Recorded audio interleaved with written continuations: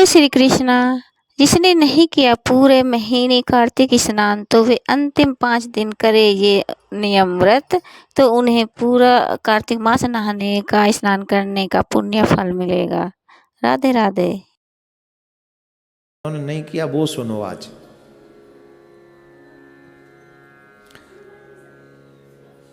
अरे आप शांत रहिए ना। जिन्होंने नहीं किया है वो सुनो।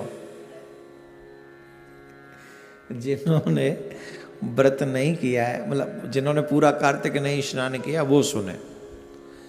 अगर कार्तिक मास के लास्ट के 5 दिन, ये ध्यान रखें, इसको लिख लें आप। कार्तिक मास के लास्ट के 5 दिन अगर आप उन नियमों का पालन करें जो कार्तिक मास में पालन करने योग्य हैं, तो जो फल पूरा कार्तिक मास के स्नान का है, वही फल कार्तिक मास के 5 दिन, जो आखिरी के 5 दिन हैं, उसका फल आपको मिल जाता है। ये हम नहीं बता रहे हैं, ये पुण्य जो है पितामह भीष्म ने धर्मराज जी को बताया। और पूरे महीने जिनसे न हो पाया हो, उन्हें कम से कम 5 दिन ऐसा करना ही चाहिए। ये कार्तिक मास अपने आप में बड़ा पवित्र पुनीत है, और मैं तो कहूंगा आप भी कीजिए और अपने बच्चों से भी करवाइए, क्योंकि आप हैं तो अभी बच्चे कर लेंगे, कल को शायद आपके बच्चे न करें, समझ ही नहीं पाएंगे, इतने मॉडर्न हो जाएंगे, इतने वो हो जाएंगे, शायद न कर पाए। आप कीजिए, मैं बताता हूं नियम क्या। वैसे तो 5 के 5 दिन व्रत करना चाहिए, ब्रह्मचर्य का पालन करना चाहिए, क्रोध का त्याग करना चाहिए। मैं ये शॉर्टकट में बता रहा हूं जिससे वीडियो छोटी बने और आपको सब तक पहुंच जाए। 5वां दिन, 5 जो दिन है वो कब से प्रारंभ होंगे? देव उठनी एकादशी से, और पूर्णिमा तक वो 5 दिन कंप्लीट होंगे। देव उठनी एकादशी से पूर्णिमा तक आपको ये व्रत करना है। और देव उठनी एकादशी कब है जी? आपको उस दिन से ये व्रत करना प्रारंभ कर देना, देव उठनी एकादशी से। और पूर्णिमा तक ये व्रत आपको, पूर्णिमा तक ये कार्य आपको करना है। नियम क्या है? सुबह 4 से लेके 5 बजे तक स्नान कर लेना है। सुबह 5 में थोड़े कलयुग के लोग हैं इसलिए ले जा रहा हूं, नहीं तो 4 बजे तक स्नान हो जाना चाहिए, और 4 से 5 तक स्नान आप कर लीजिए। हो सके तो 5 के 5 दिन व्रत रखें, अन्न नमक ग्रहण न करें। अगर लगे कि हमारे जीवन में कोई ऐसी समस्या है, रोग है, या हम इतना नहीं रह सकते, तो एक समय भोजन रह के भी कर सकते हैं। वो भी ना हो, दोनों समय भोजन कर लें, लेकिन शाकाहार करें। इन 5 दिनों में प्याज लहसुन भी इन्वॉल्व नहीं होनी चाहिए आपके घर में, ठीक है? ये भी नहीं, प्याज लहसुन नहीं इन्वॉल्व होनी चाहिए। 5 के 5 दिन अगर आप चाहो नहीं, चाहना ही चाहिए, एक ब्राह्मण को नित्य भोजन कराकर आप भोजन करें। गौ को चारा खिलाकर ही आप जो है भोजन ग्रहण करें। पक्षियों को कुछ खिला दे तो कुछ करें उसे। और जितना, अगर ये संभव नहीं है कि 5 दिन हम कॉन्टिन्यूस ब्राह्मण को बुलाएं, तो आखिरी के दिन, पूर्णिमा के दिन, हम 5 ब्राह्मण बुलाकर अपने घर में भोजन जिमा सकते हैं। पर डे करने की बजाय हम एक दिन में ही कर सकते हैं। ब्रह्मचर्य का पालन अवश्य करें। ये 5 दिन जो है, पितामह भीष्म ने धर्मराज जी को बहुत बड़ा उपदेश दिया था। ये उपदेश 5 दिन तक चला था। ध्यान से सुनना, ये उपदेश पितामह भीष्म ने धर्मराज जी को दिया था, और धर्मराज जी को ये उपदेश 5 दिन चला था। और पितामह भीष्म आजीवन ब्रह्मचारी थे, ये आप सब जानते हैं। और इसीलिए भगवान श्री कृष्ण ने ये कार्तिक मास के ये 5 दिन जो हैं, यही 5 दिनों में उन्होंने ये उपदेश दिया था। तो ये 5 दिन पितामह भीष्म को श्री कृष्ण ने अर्पण कर दिए, और कहा कि आज से कार्तिक मास के आखिरी के 5 दिन जो भी व्रत करेगा, जो भी इन नियमों का पालन करेगा, जो फल पूरे कार्तिक के स्नान का मिलता है वो फल उनको इन 5 दिनों में मिल जाएगा।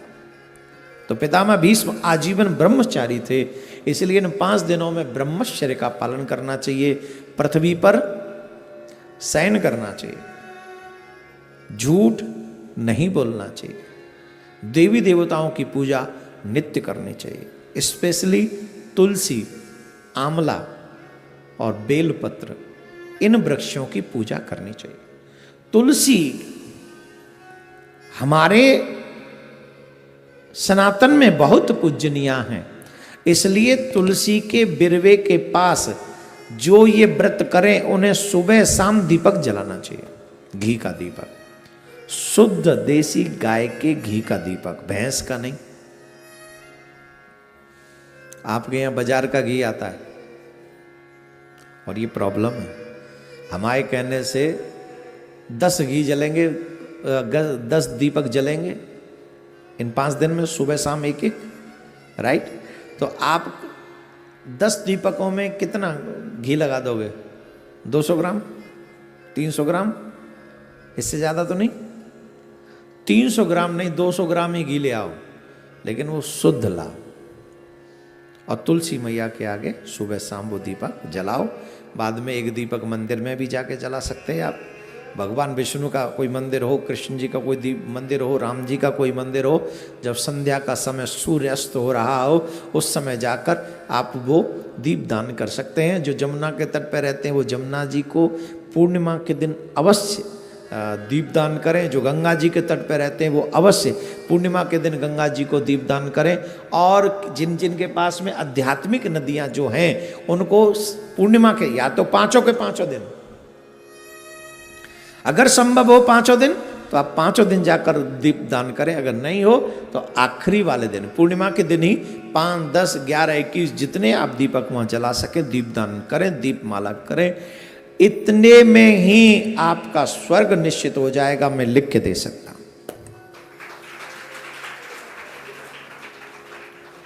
जिनको स्वर्ग जाना है वो कर लें कार्तिक मास के 5 दिन, आखिरी 5 दिनों में ये कार्य आपको स्वर्ग मिलेगा। सच्चिदानंद रूपा विश्वोत्पत्त्यादिः तवे विश्वोत्पत्त्यादिः तवे तापत्रय विनाशाय तापत्रयविनाशाय श्रीकृष्णाय वयं नमः। श्रीकृष्णाय वयं श्रीकृष्णाय वयं नमः। श्रीकृष्णाय वयं नमः। वसुदेवसुतं देवं वसुदेवसुतं देवं कंसचाणूरमर्दनं कंसचाणूरमर्दनं देवकी परमानन्दं देवकी परमानन्दं कृष्णं वन्दे जगद्गुरुं। कृष्णं वन्दे जगद्गुरुं। सर्वप्रथम सदचित आनंद घन सर्वेश्वर सच्चिदानंद भगवान के चरणों में कोटि कोटि नमन। उनको नमन करके भागवत प्रारंभ करते हैं। भागवत के प्रथम स्कंद में 19 अध्याय हैं, 6 प्रश्नों के साथ में 24 अवतारों का वर्णन है। द्वितीय स्कंद में 10 अध्याय हैं, सद्यो मुक्ति क्रम मुक्ति का वर्णन है। तृतीय स्कंद में 33 अध्याय हैं जिसमें सृष्टि का वर्णन है, सर्ग वर्णन है। चतुर्थ स्कंद में 31 अध्याय हैं जिसमें स्थान शक्ति लीला का वर्णन आता है। 26 स्कंद है। षष्ठम स्कंद में 19 अध्याय हैं जिसमें पोषण लक्षण लीला का वर्णन आता है। सप्तम स्कंद में ऊती लीला का वर्णन है जिसमें 15 अध्याय हैं। अष्टम स्कंद में 24 अध्याय हैं जिसमें मनवंतरों का वर्णन आता है। और नवम स्कंद में 24 अध्याय हैं, ईशान शक्ति लीला का वर्णन इसमें आता है। दसम स्कंद में 90 अध्याय हैं, निरोध लीला का वर्णन आता है। एकादश स्कंद में 31 अध्याय हैं, मुक्ति लीला का वर्णन आता है। द्वादश स्कंद में 13 अध्याय हैं जिसमें आश्रय लीला का वर्णन आता है। इस तरीके से 18,000 श्लोक हैं 12 स्कंद हैं, 335 अध्याय हैं। इति संपूर्ण श्रीमद् भागवतः। सुखदेव जी महाराज जब कथा पूरी करते हैं तो राजा परीक्षित अपने स्थान से खड़े होते हैं।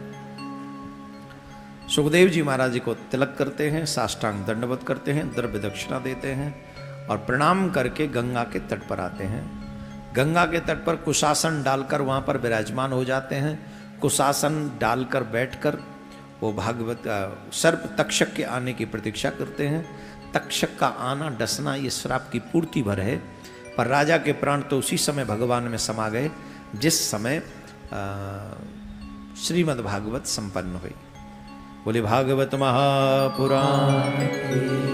भागवत का अंतिम श्लोक याद करें सभी उच्चारण करेंगे उच्च स्वर में। नाम संकीर्तनम यस्य, नाम संकीर्तनम यस्य, सर्व पाप प्रणाशनम, सर्व पाप प्रणाशनम, प्रणामो दुःख समनस्, प्रणामो दुःख समनस्, तं नमामि हरिं परम, तं नमामि हरिं परम, तं नमामि हरिं परम। तं नमामि हरिं परम।